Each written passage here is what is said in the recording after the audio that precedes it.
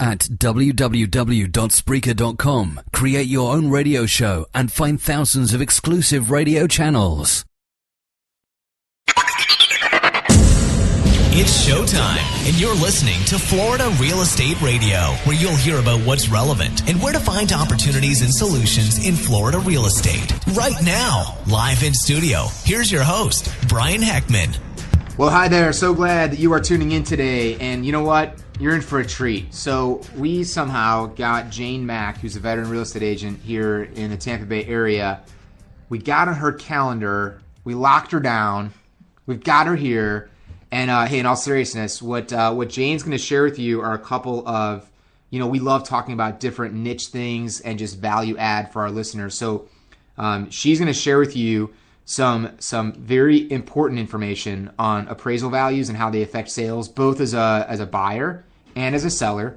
And she's got some great experience and some knowledge in this area. And then also, if we have time here, we're going to talk about short sale guidelines and how they impact, again, both buyers and sellers. So Jane, welcome to the show. Thank you for having me. I'm excited to be here. Well, it's such a pleasure to have you. We're glad that we could lock you down. Oh, my pleasure, really. So why don't we start by just sharing your story, how you got into real estate, why you're still here, all that good stuff. I was born into real estate. My father was a real estate broker, and I grew up watching him, talking to people, and I went to his office. I used to sneak with him to open houses and kind of sit in the corner and greet clients. I just always loved it since I can remember, and decided to pursue a career in real estate, but not sales. I decided to go into appraising at first, and out of high school and through college, I worked at Bank of America as an appraiser, in-house appraiser. Then I graduated college, continued with Bank of America for 10 years, and then transitioned a little bit into mortgages for about 6 years, and then decided, okay, I feel like I had the foundation that I could really sell real estate. So 10 years as an appraiser. Yes. All in California. All in California. 6 years in the mortgage business. Again in California, yes. So you basically have two sides that, wow, appraisals and mortgages, yes. Those can be a tough deal right now for real estate, right? So you got experience yes. on both sides of those. It helps me talk to my clients and educate them about what they're buying and what could happen with an unsteady market as we've had. But I was very lucky to have, since being in real estate, as far as I can remember, and without aging myself, well over 30 years, I've been through the cycles before. So I've seen the bubbles, I've seen them boom crash, I've seen short sales, I've seen the foreclosure market, and California is a mirror of Florida. We're just slower. Right. So everything that's happened to us here has happened to California several times before it even happened here. Right. So having that experience really helped my clients locally the last 10 years being in Florida because of my experience. Huh. Very interesting background info. So it's interesting, what I know that you've said to me before is how you come in with just a wealth of, let's be real, it's a wealth of experience and a wealth of knowledge, but that experience piece that really sets you apart, with the fact that you come in with the technical experience of so much of the real estate industry, so many different facets. Yes, I feel very lucky that I found my passion early. I do come across agents, experienced, wonderful agents who have chosen real estate as a second career, were something before and took a transition. But I can tell you, very few people find their passion young, and I found my passion young, and there is nothing about real estate I love every aspect of it. Buying, selling, trading, commercial, residential, leasing, property management, everything. Everything real estate is me. And that comes out. Yeah, can you tell I love real estate? Just a little bit. That's awesome. That's awesome. So let's get into kind of, why I was so pumped to have you come in here and share a little bit. So what's going on with the appraisal values lately, and how is it affecting sales? Well, I have got buyers and sellers that are both caught up in this situation. Let's not talk short sales right now. Let's just talk traditional sales. Yep. Because of short sales and foreclosures and or people selling their properties quickly if they can at a lower price if they would, it drove our prices down, our neighborhoods down, some, not all. So when a buyer goes in to buy a house, and because of low inventory right now, there are multiple offers. Well, multiple offers drive the price up. Does that really mean the market's gone up? It just means the demand's gone up. And basic real estate is who determines price of a property? It's the buyer. Right. Who wants it? So the appraiser's job is to support it.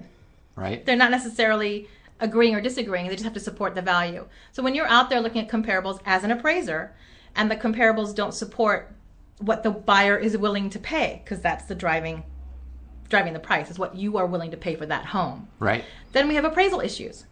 So then there's several scenarios that we can go back to. Sometimes we have to go back to the seller and see if they're willing to take less. Sometimes we have to go to the buyer and say, are you willing to, work out a negotiation with the seller because of the appraisal not coming in? That means you'll have to bring in more cash. So it's a little complicated right now.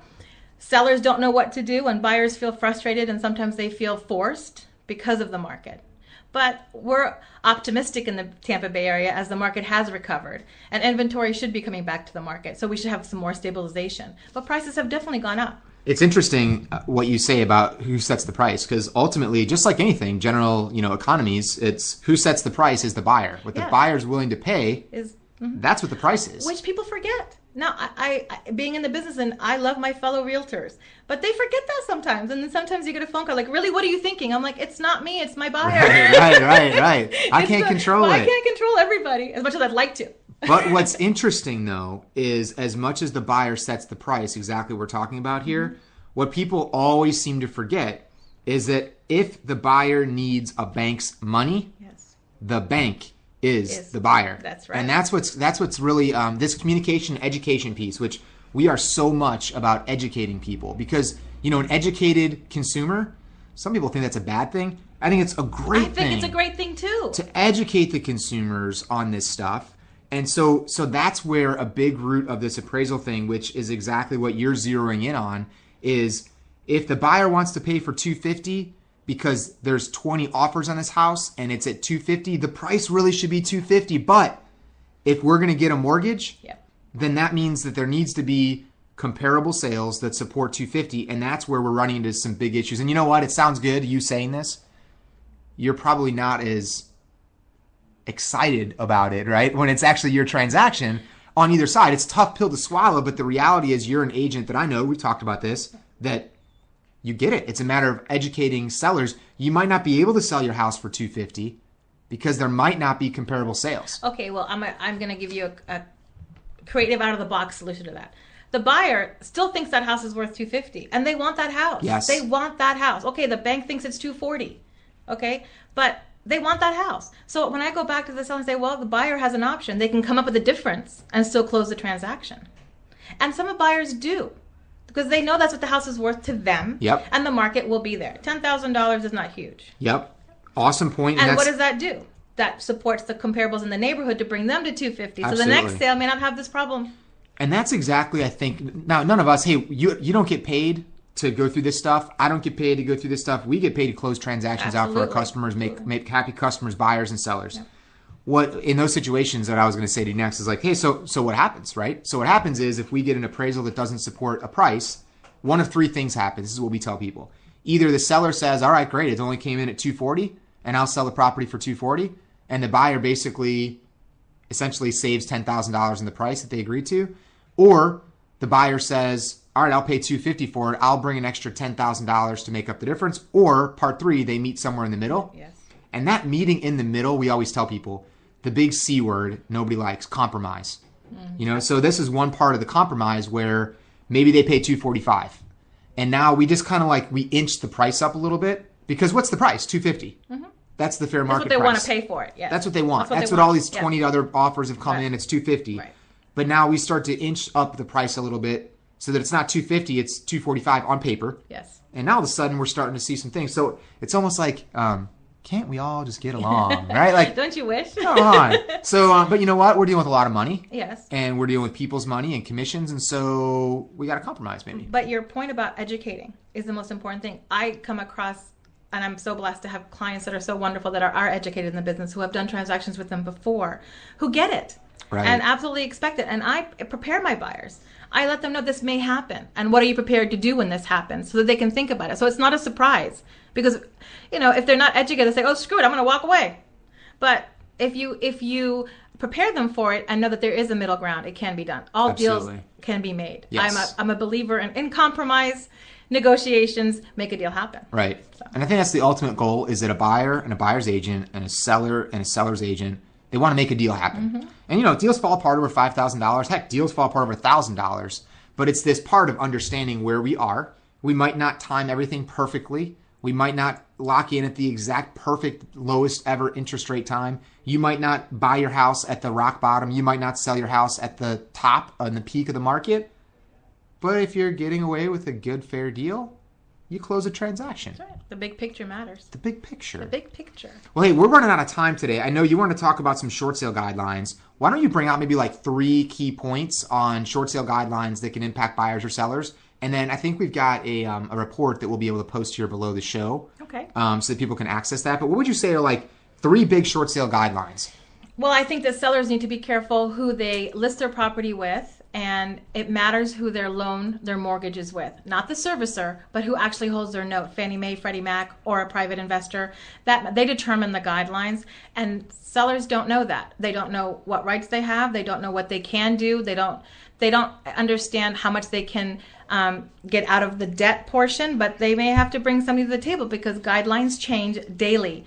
Fannie Mae has come out with some new guidelines where they're making sellers contribute something based on an income average. So you have to make sure that if you are listing a short sale or thinking about short selling a property to get out of an upside down mortgage, to know all your options. If you're buying a short sale, this is a misconception. People go out shopping for short sales thinking, I'm going to get a great deal. Well, you're not always going to get a great deal because the bank is not in it to give away a property. The bank is trying to recover their property. So what they're going to do is they're going to have an educated price. They're going to look at the market. They're going to have comparables. They're going to have appraisals in-house and determine the price that they want to walk away from that. So people think, oh, I got a great deal as a short sale. I was like, no, you didn't get a great deal. You absolutely got market value. Good for you. That's what a short sale is. Right. So that's a great point. That again, that compromise word. Gosh, we hate that word, don't we? We do. But it's a matter of they immediately think short sale, foreclosure. Boom! I'm going to get a steal and a half, and that misconception happens. But it's not going to always. We get people that come in on a short sale and it's listed for 30% less, and they're offering another 30% less, and they don't even get a reply back, and that frustrates the daylights out of you as a buyer's agent when you guys walk in there and have to represent people. I educate my clients. Wild. So when I educate my clients, I don't walk in that low. Yeah. I don't waste my time or their time. There's a difference. And that again comes with educating your clients. If they come with the misconception, I'm going to have to educate them at the table. Say it doesn't work that way. I'm sorry. Right. The bank doesn't give away property. If they did, I'd be the first in line. That's right. Exactly. I would not be selling it to you. I would be buying it. I would be keeping it. That's right. Yes, that's right. Yes. Well, hey, Jane, so how can people get in touch with you, cell phone, email, regarding any of the questions or things they might have for you? My website is janemack.com. And Mac is M-A-K. M-A-K, yes. My phone number is 727-692-3704.